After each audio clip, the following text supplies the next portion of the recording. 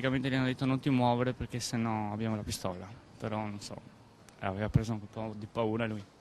Sono le 15:50 quando in pieno centro a Castelfranco si consuma la rapina. Dentro la gioielleria Giorgio Zacco, il titolare 56enne, sta servendo due clienti. Sembrano acquirenti come tanti, poi all'improvviso cambiano il tono, gli intimano di consegnargli tutti i soldi dicendo che altrimenti non avrebbero esitato a sparargli. La coppia, un ragazzo e una ragazza, dimostrano poco più di 25 anni. Il più determinato è lui che mette la vittima di fronte alla brutale realtà.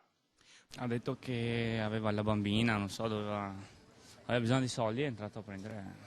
Poi arraffano i monili, raccolgono i contanti che riescono e iniziano a sferrare i pugni e forse qualche calcio. L'uomo cade a terra ferito a una caviglia. La coppia, già vista in zona nei giorni scorsi, forse per un sopralluogo, se la dà a gambe. Hanno preso a pugni il titolare e sono scappati di là.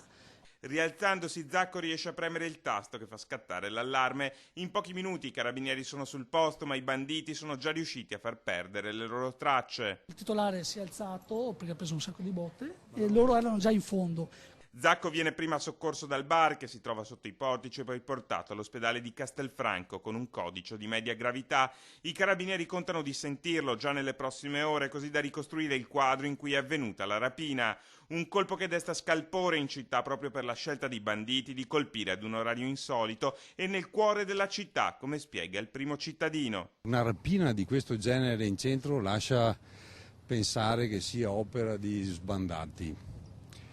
E questo non vuol diminuire il problema perché probabilmente lo aggrava anche. Ad aiutare le indagini dei carabinieri potrebbero esserci anche i filmati della gioielleria che avrebbero immortalato ogni istante dell'assalto.